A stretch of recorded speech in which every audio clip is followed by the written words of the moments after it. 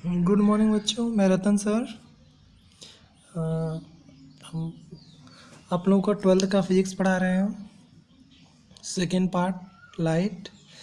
जैसा कि पिछले वीडियो में हम लोगों ने व्यतिकरण के बारे में पढ़ रहे थे। और व्यतिकरण कितने प्रकार का होता है? दो प्रकार का। एक होता है संपोषी और दूसरा होता है विनाशी।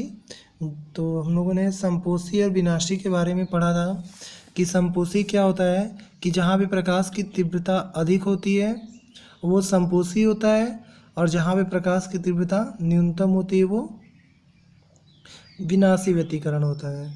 ठीक है, तो हम लोगों ने एक व्यंजक निकाला था परिणामी तीव्रता का व्यतिकरण में, कि जब दो या दो से अधिक तरंगें किसी माध्यम में चलती हैं तो उनके परिणामी विस्थापन का समीकरण क्या होगा। तो उनके आयाम का समीकरण और परिणामी तीव्रता का समीकरण हम लोग निकाले थे, और उस पर क्वेश्चन भी एग्जाम में पूछता है। तो चलिए, आप लोग के क्वेश्चन दिए थे। ये वाला क्वेश्चन शायद आप लोग लगाए हों।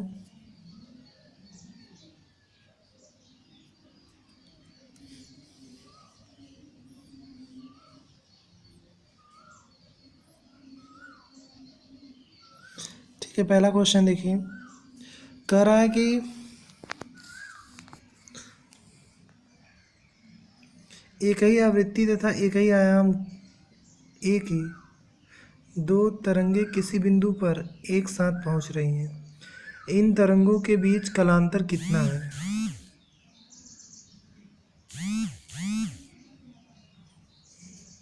इन तरंगों के बीच कालांतर कितना है यदि परिणामी आयाम दिया हुआ है √2a तथा a हो। ठीक है, तो चलिए लगाते हैं इसको। तो जैसा कि हम लोग को पता है कि जो परिणामी आयाम का समीकरण था वो a बराबर या a स्क्वायर बराबर था a1 का स्क्वायर a2 का स्क्वायर प्लस 2a1 a2, और ये cos फाई। ठीक है, जहाँ आपका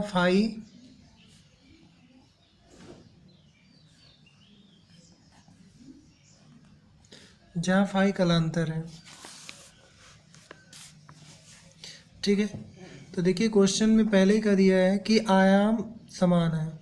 तो आयाम समान है तो इसका मतलब ये है कि a1 बराबर a2 बराबर a। ठीक, और परिणामी आयाम आपको दिया हुआ है a बराबर √2a। ये दो कंडीशन दिए हुए हैं, आपसे फाई का मान पूछ रहा है। ठीक है, तो चलिए क्वेश्चन रखते हैं हम लोग। तो जब इसका मान a का रखेंगे तो ये आपका हो जाएगा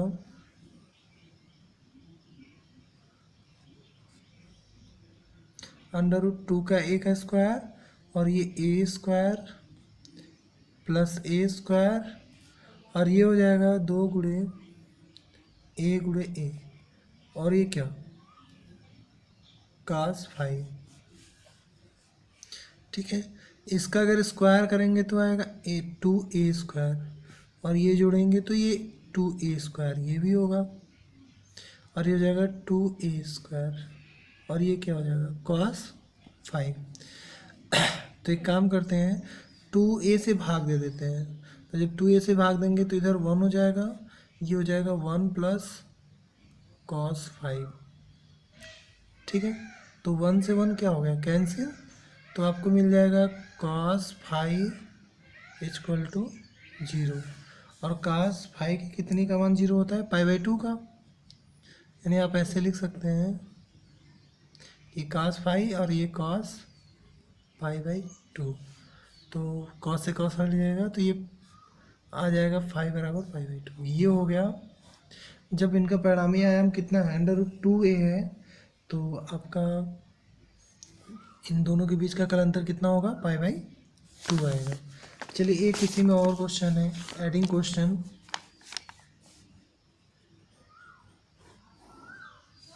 ठीक है, तो सेम क्वेश्चन वही है, आयाम सेम है, बस इसमें परिणामी तीव्रता चेंज है, ए बराबर स्मॉल ए है। ठीक है, तो जब हम लोग रखेंगे इस इक्वेशन में, फर्स्ट इक्वेशन में ए की जगह, तो ये हो जाएगा ए का स्क्वायर और ये भी ए का स्क्वायर, ये भी ए स्क्वायर और ये हो जाएगा 2a² cos फाई। तो ए से ए क्या हो गया कैंसिल, तो आपको मिलेगा यहाँ पे कि a² plus 2a² cos phi equal to 0। तो आप देख सकते हैं यहाँ पे ए स्क्वायर कॉमन करके 0 में भेज दें तो ये आएगा 1 plus 2 cos phi equal to 0। तो बताओ यहाँ पे 2 cos फाई इक्वल टू क्या आएगा -1। तो फाई इक्वल टू कितना होगा, होगा cos फाई इक्वल टू होगा आपका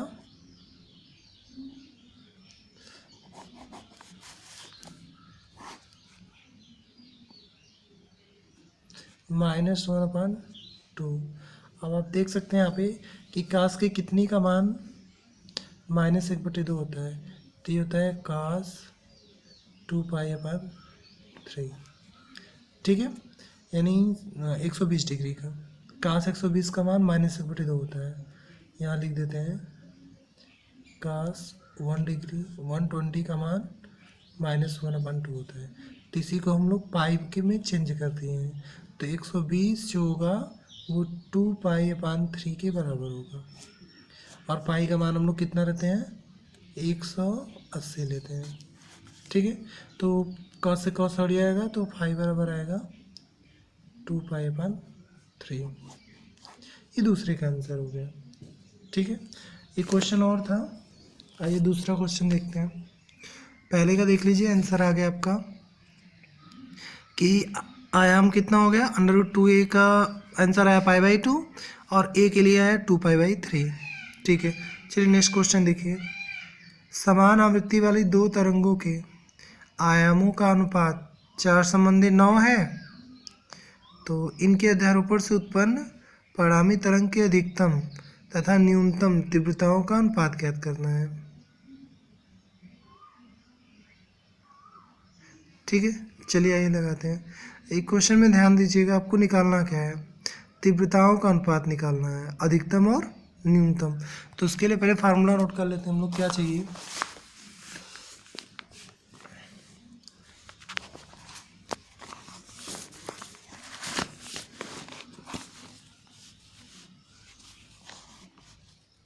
देखिए यहाँ पे कि आई मैक्स और आई मिनिमम, यही है अधिकतम और न्यूनतम तीव्रताओं का अनुपात। तो ये आपका हो जाएगा a1 प्लस a2 का होल स्क्वायर बटे a1 माइनस a2 का होल स्क्वायर। यानी अगर आपको अधिकतम और न्यूनतम तीव्रताओं का अनुपात चाहिए तो उसके लिए आपको a1 a2 का मान चाहिए। ठीक है, और जैसा कि क्वेश्चन में आपको तरंगों के आयामों का अनुपात दिया हुआ है, तो चलिए नोट करते हैं। तो आयाम आपके कितने यहाँ पे दिया है, a1 संबंधे a2 4:9। तो आप यहाँ से निकाल सकते हैं a1 बटे a2 बराबर 4/9। ठीक है, अब ध्यान से देखिए कि a1 a2 का मान आयाम का अनुपात दिया हुआ है जब, तो उत्पन्न परिणामी तीव्रता का अधिकतम और न्यूनतम अनुपात कितना होगा। तो आप यहाँ से a1 का मान निकाल सकते हैं 4/9 a2। अब इसको उठा के सब उसी फार्मूले में रख दीजिए a1 का मान। तो देखिए यहाँ पे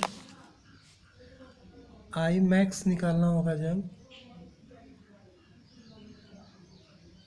तो a1 का मान होगा 4/9 a2 प्लस a2। तो यहाँ से अगर कॉमन कर लें a2 तो 9 1 कम 9, 9 4 13/9 a2। ये हो गया आपका आई मैक्स। ठीक है, ऐसे ही आई मिनिमम निकाल लीजिए।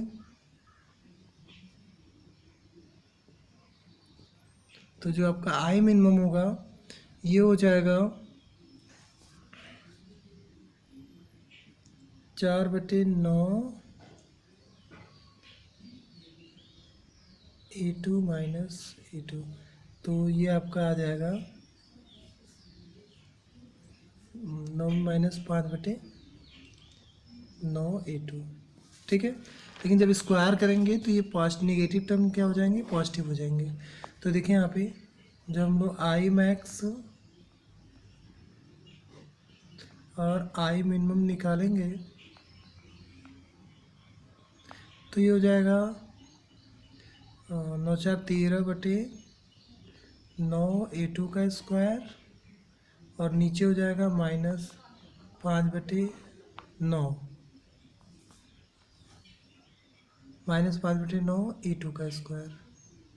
तो A2 से A2 क्या हो जाएगा, कैंसिल, और जब इसका स्क्वायर करेंगे तो 169/81, और ये 81/25 उलट जाएगा नीचे वाला, तो 81 कैंसिल हो जाएगा, यह 169/25।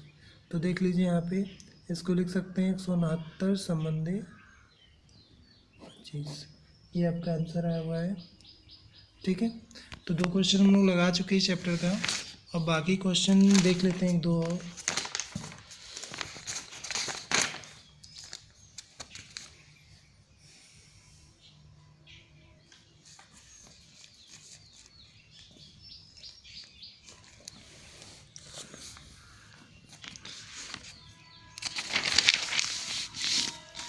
देखिए यहाँ पे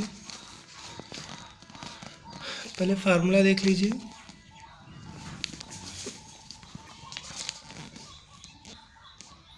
ठीक है,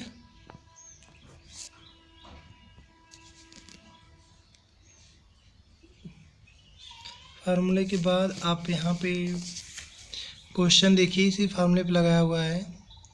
एक ही आवृत्ति तथा एक ही आयाम, एक ही 2 तरंगे किसी बिंदु पर एक साथ पहुँच रही हैं, इनके बीच कितना कालांतर हो कि परिणामी तरंग का आयाम 2a और 0 हो। ठीक है, तो चलिए यहाँ पे पहला क्वेश्चन लगाते हैं हम लोग।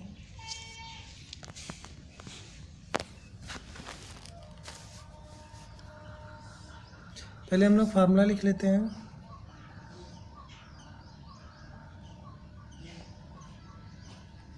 बार बार फार्मूला लिखने से याद हो जाएगा आप लोगों को। तो चलिए यहाँ पे देखते हैं फार्मूला क्या है। फार्मूला ये है कि A² बराबर A1 का स्क्वायर A2 का square plus 2A1 A2 cos phi. ठीक है, चलिए नाम लिख देते हैं। ये जो A है वो परिणामी तरंग का आयाम है,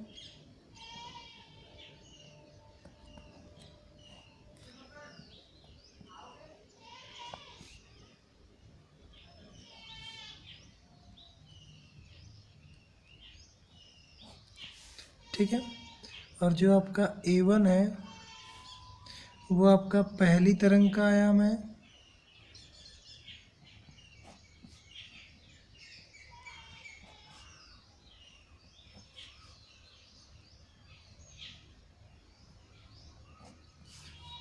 और जो आपका A2 है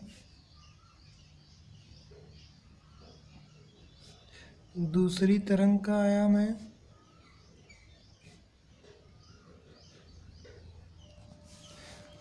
और जो फाई है वो दोनों तरंगों के बीच कालांतर है।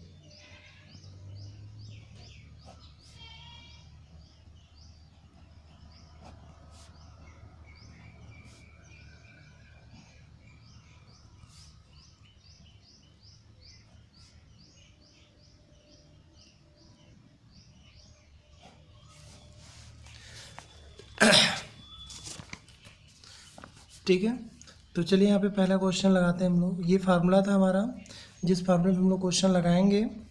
तो पहला क्वेश्चन ये है कि आयाम इक्वल दिया हुआ है, यानी A1 बराबर A2 बराबर A दिया है। ठीक है, और परिणामी तीव्रता जो है वो √2a दिया है, नहीं सॉरी 2a। अब चलिए यहाँ पे फार्मूले में रखते हैं इसको।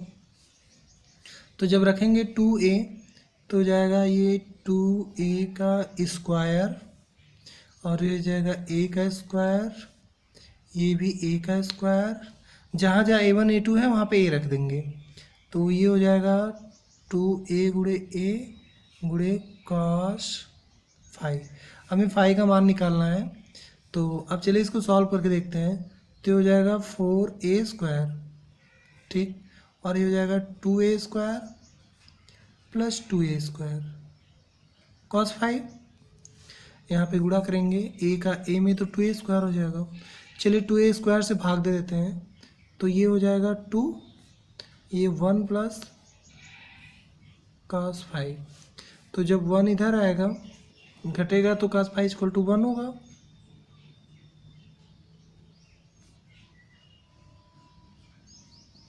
और cos के कितने का मान +1 होता है? 0 डिग्री का। तो आप यहाँ पे लिख सकते हैं कि cos phi equal to cos 0। तो बताओ यहाँ से फाइव इक्वल टू कितना होगा? 0 डिग्री। ठीक है, ये पहला आंसर आ गया पहले का। अब दूसरे के बीच आप देख रहे हो यहाँ पे परिणामी आयाम 0 दिया हुआ है। चलिए देखते हैं, सब कुछ वही है। सेकेंड क्वेश्चन, a बराबर यहाँ पे 0 दे दिया है, a1 बराबर a2 बराबर a दिया है। रखिए, तो 0 का वर्ग तो 0 ही होगा, ये हो जाएगा a का स्क्वायर प्लस 2a गुणे a, और ये cos फाइव। ठीक है, तो ये हो जाएगा 0, और ये हो जाएगा 2a square plus 2a square cos five. तो 2a इधर आएगा तो ये माइनस हो जाएगा, तो हो जाएगा 2a square cos phi equal to minus 2a square. तो 2a स्क्वायर से 2a स्क्वायर क्या हो गया? कैंसिल। तब बताया यहाँ पे cos फाइव इक्वल टू क्या होगा? -1। तो cos के कितने का मान -1 होता है? -180 का। तो आप लिख सकते हैं cos पाई का मान होता है -1। तो यहाँ पे देख सकते हैं, यहाँ पे लिख लीजिएगा कि cos 180 का मान होता है -1। ठीक है, तो बताओ यहाँ पे 5 बराबर कितना होगा? ये पाई होगा। ठीक है, चलिए क्वेश्चन नंबर सेकेंड देखते हैं।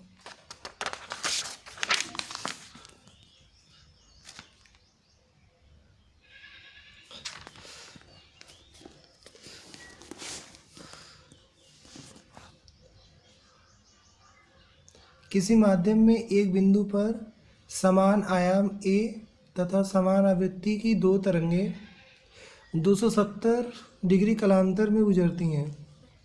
इस बिंदु पर परिणामी तरंग का आयाम कितना होगा? क्वेश्चन देख लीजिए दूसरा, कि किसी माध्यम में एक ही बिंदु पर समान आयाम a तथा समान आवृत्ति की दो ध्वनि तरंगें 270 कालांतर में गुजरती हैं। इस बिंदु पर परिणामी तरंग का आयाम कितना होगा?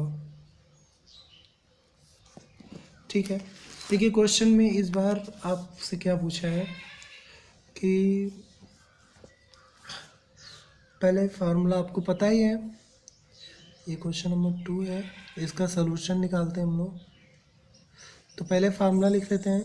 तो चलिए पहले मान लिख लेते हैं क्या दिया है। आपको दिया है a1, मतलब समान आयाम का मतलब a1 a2 बराबर a, और फाई का मान दिया है 270 डिग्री। तो आपसे पूछ क्या रहा है? a का मान पूछ रहा है। ठीक है, तो फार्मूला नोट करते हैं।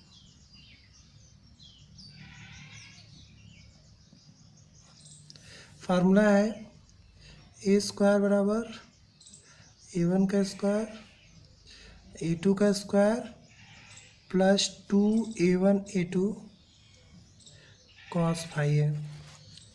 ठीक है, तो अब a का मान निकालना ही हमें, तो a को रहने दो, ये हो जाएगा a का स्क्वायर प्लस a का स्क्वायर, और ये हो जाएगा 2a² cos फाई। तो अब यहाँ पे देख सकते हैं हम लोग a², ये हो जाएगा 2a² प्लस 2a² और cos फाई का मान रखते हैं 270। अब हमें cos फाई का मान निकालना पड़ेगा 270 डिग्री का कि कितना होता है। तो अब हम लोग यहाँ पे यूज करेंगे, देखिए ये लिख सकते हैं cos 180 प्लस 90। ठीक है, तो आप देख सकते हैं ध्यान से कि ये आपका cos 90 प्लस ईटा में चेंज नहीं होता है, तो ये आपका क्या आएगा, ये आएगा माइनस cos 90 डिग्री, और 90 डिग्री का मान क्या होता है, 0 ही होता है। तो यानी cos 270 का मान कितना होगा, 0 डिग्री होगा। तो जब रखेंगे यहाँ पे a² बराबर 2a² प्लस 2a² गुणे 0, और किसी संख्या में 0 से गुणा करेंगे तो गायब हो जाती है। तो यहाँ पे देखिए, तो a² बराबर आपको मिलेगा 2a²। तो अब आप बताइए यहाँ पे अंडर रूट ले लें दोनों पक्षों का, तो जाएगा √2a²।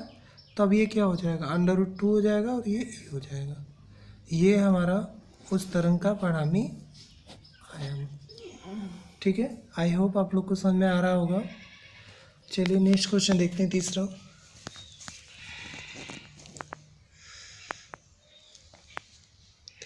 दो तरंगे जिनके दोलन का आयाम 3 मिमी तथा 4 मिमी है, एक माध्यम में एक ही दिशा में चल रही हैं। ठीक है, इन बिंदु पर परिणामी आयाम ज्ञात कीजिए। इनका कलांतर दिया हुआ है 0 डिग्री, और फिर 180 दिया है, π/3 दिया है और π/2 दिया है।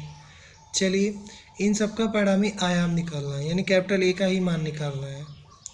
तो लेकिन इसमें 4 पॉइंट है, तो हम 3-4 क्वेश्चन बता देते हैं, बाकी आप लोग लगाएंगे अपने से। तो देखिए आपका पहला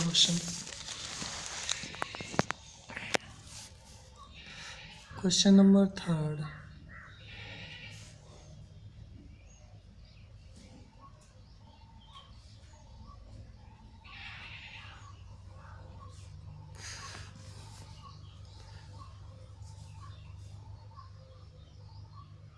ठीक है, देखें यहाँ पे दो तरंगे जिनके दोलन का आयाम 3 मिमी तथा 4 मिमी है, यानी a1 a2 का मान दिया है।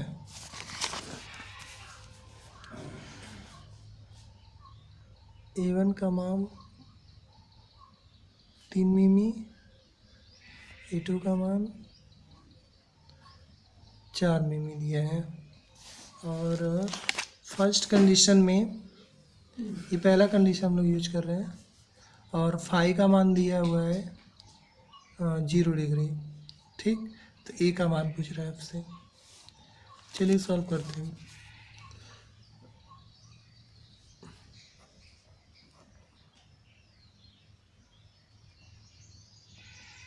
फार्मूला यूज करते हैं, तो फार्मूला बताइए, a² बराबर a1 का स्क्वायर प्लस a2 का square plus 2a1 a2 cos phi.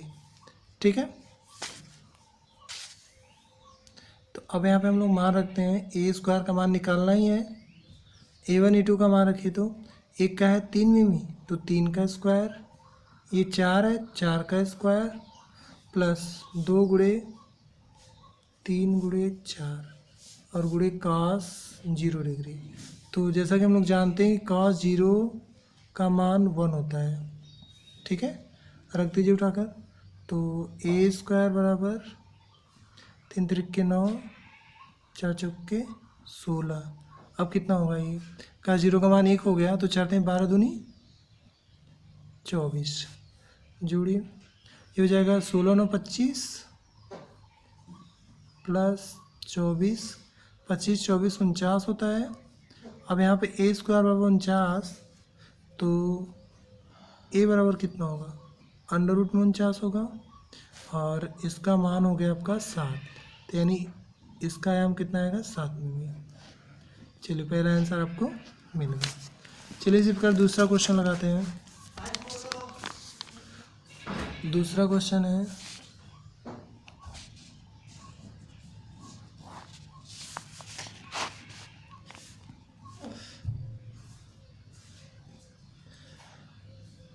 दूसरे में फाई का मान पाई है और बाकी सारी क्वेश्चन वही है, तो हम लोग रख देते हैं सीधे सीधे यहीं पे कि ए स्क्वायर बराबर 3 का स्क्वायर प्लस 4 का स्क्वायर प्लस 2 गुणे 3 गुणे 4 गुणे कास फाई। तो ये हो जाएगा 90 प्लस थीटा है साइन 90, और साइन 90 का मान भी कितना होता है, 1 ही होता है। तो इसका भी कितना आएगा आपका, देखें यहाँ पे ध्यान से, ये आपका आएगा कि काश पाई इक्वल टू लिख सकते हैं काश 90 प्लस काश 90, ठीक है। और काश 90 प्लस थीटा बराबर होता है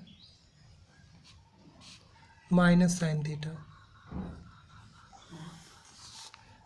तो यहाँ पे क्या आएगा, ये आपका आएगा माइनस, सॉरी, ये 90 प्लस 90 को जब हम कन्वर्ट करेंगे तो ये आएगा आपका माइनस साइन 90, और साइन 90 का मान होता है -1, ठीक है। रखते हैं यहाँ पे, देखिए ये हो जाएगा ए स्क्वायर, और ये 3 का वर्ग 9, और ये 16 माइनस हो जाएगा ये 4 12 दूनी 24, तो 16 9 कितना हो गया 25 माइनस 24। अब आप बताइए 25 में 24 जाएगा, 1 बचेगा, और 1 का अंडर रूट लेंगे तो कितना आएगा, 1 ही आएगा, यानी 1 में। ये हो गया दूसरा क्वेश्चन, ठीक है। इसी प्रकार तीसरा देखते हैं। तीसरे में है π/3, तो क्वेश्चन तो सेम है। ये हो जाएगा आपका ए स्क्वायर बराबर a1 का स्क्वायर a2 का स्क्वायर प्लस 2a1 a2 कास फाई है। तो मान वही रखना है आपको,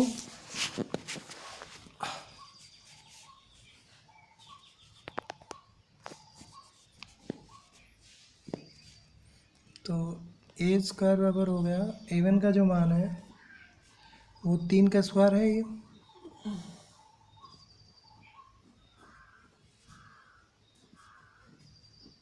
2 गुणे 3 गुणे 4, और ये हो जाएगा कॉस कितना π/3, ठीक। अब आप बताइए कि कास π/3 का मान कितना होता है, तो यहाँ लिख सकते हैं कि कास π/3 बराबर होता है, यानी कास 60 डिग्री का मान होता है 1/2। रखें तो हो जाएगा ए स्क्वायर बराबर 3 त्रिक 9 4 चौके 16, और ये 24 गुणे 1/, काटेंगे तो 12 बार में कट जाएगा। तो आपका ये आएगा 16 9 25 प्लस 12, यानी ये 37 आएगा। तो ए स्क्वायर बराबर कितना आएगा 37, तो ए बराबर कितना आएगा अंडर रूट में 37।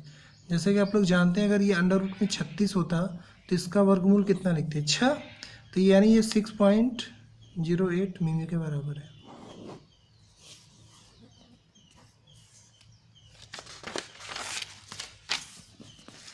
चलिए लास्ट क्वेश्चन,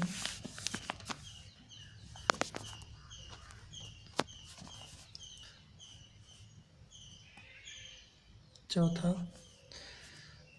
ए स्क्वायर बराबर 4 का स्क्वायर प्लस 2 गुणे 3 गुणे 4, और ये हो जाएगा cos π/2। तो जैसा कि आप लोग जानते हैं cos 90 का मान 0 होता है, तो रख के देखते हैं। ये हो जाएगा 9 16, और ये 2 गुणे 3 मतलब 4 12, और cos 0 का मान 0। तो अब गुणा करेंगे तो ये वाला टर्म पूरा ख़त्म हो गया 0 से, तो ये कितना आएगा 25, तो ए स्क्वायर बराबर 25, तो ए बराबर कितना आ जाएगा अंडर रूट में 25, यानी 5 मिमी, ठीक है।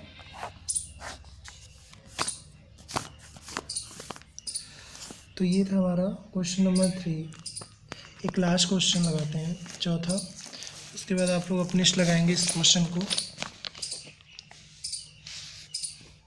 देखिए, समान आवृत्ति के दो तरंगों के आयामों का अनुपात 4 संबंधित 3 है। इनके अध्यारोपण से उत्पन्न परिणामी तरंग की अधिकतम एवं न्यूनतम तीव्रताओं का अनुपात ज्ञात कीजिए। समान आवृत्ति की दो तरंगों के आयामों का अनुपात 4 संबंधित 3 है। तो इनके अध्यारोपण से, तो देखिए यहाँ पे क्वेश्चन है, ये समान आवृत्ति की दो तरंगों के आयामों का अनुपात कितना है? 4 संबंधित 3 है। इनके अध्यारोपण से उत्पन्न परिणामी तरंग की अधिकतम एवं न्यूनतम तीव्रताओं का अनुपात ज्ञात कीजिए।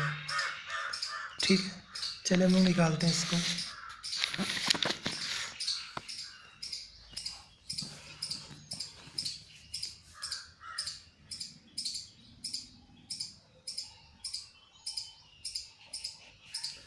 सॉल्यूशन में क्या है कि समान आवृत्ति के दो तरंगों के आयाम दिया हुआ है, यानी आपको दिया है A1 संबंधी A2 बराबर 4 संबंधी 3। तो आपसे पूछ रहा है अधिकतम न्यूनतम तीव्रताओं का अनुपात ज्ञात कीजिए, यानी यहाँ से आई मैक्स पूछ रहा है और आई मिनिमम। तो आई मैक्स होता है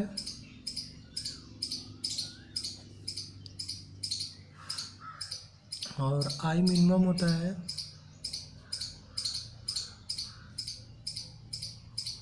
A2 का स्क्वायर। ये फार्मूला है। तो चलिए यहाँ पे रख के देखते हैं। तो जैसा कि हम लोग यहाँ पे सॉल्यूशन में देख सकते हैं कि A1 बटे A2 का मान दिया है 4 बटे 3। तो A1 बराबर कितना होगा? 4 बटे 3 A2 होगा। ठीक है, रखते हैं, पहले आई मैक्स निकाल लें। तो आई मैक्स निकालेंगे तो के ये हो जाएगा 4 बटे 3 A2 प्लस A2 का स्क्वायर। तो जब इसको सॉल्व करेंगे तो ये आपका आएगा 3 एकम 3, 4 3 7 बटे 3 A2 आएगा। ठीक, आई मिनिमम निकालते हैं।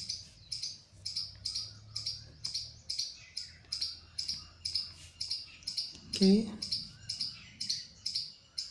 4 बटे 3 A2 माइनस A2 का होल स्क्वायर। तो ये आएगा कि 4 A2 माइनस 3 A2 बटे 3। तो सॉल्व करेंगे तो आएगा कि A2 अपान 3 का होल स्क्वायर। चलिए रखते हैं यहाँ पे आई मैक्स और आई मिनिमम का मान। तो जाएगा के गुणे कितना आया था? ये आया था आपका 7 बटे 3 A2। तो जाएगा 7 बटे 3 का मतलब क्या हो गया? 49 बटे 9 A2 का स्क्वायर। पूरे के बटे में के A2 का स्क्वायर बटे 9। तो 9 से 9 कैंसिल, A2 से A2 कैंसिल, के से के कैंसिल। तो अब आप बताइए कि क्या मिलेगा? तब आपको आई मैक्स मंदे आई मिनिमम इक्वल टू 49 संबंधी 1। ठीक है, ये हमारा क्वेश्चन का आंसर। देख लीजिए आप लोग आंसर। ठीक है, तो आप लोग क्वेश्चन समझ में आ ही रहा होगा। तो भाई ये 2-3 क्वेश्चन आप लोग नोट कर लीजिए इसमें से। क्वेश्चन नंबर 5, 6, 7 और 8, ये सारे क्वेश्चन आपको लगाने अपने फेयर कॉपी पे और इसका आंसर आपको भेजना है।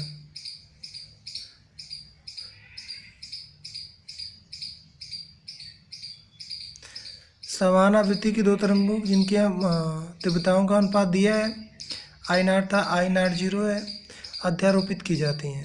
यदि किसी बिंदु पर परिणामी तीव्रता 7I0 हो तो उस बिंदु पर तरंगों के बीच न्यूनतम कालांतर ज्ञात करना है। और छठवां क्वेश्चन क्या है, समान आवृत्ति की समान आयाम की एक ही दो तरंगों के बीच व्यतिकरण से परिणामी तरंग का आयाम ए ही प्राप्त हो तो दोनों तरंगों के मध्य कालांतर ज्ञात करना है। ठीक है, तो आप यही 4-5 क्वेश्चन है आपके लिए, देख लीजिए अच्छे से और इसको लगा के आप लोग इसका आंसर मुझे बताइएगा।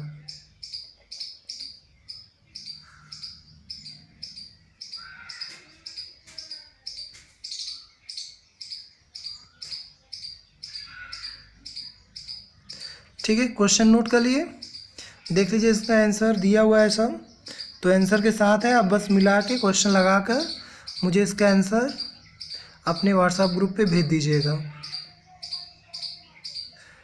ठीक है, तो आज के लिए बस इतना ही।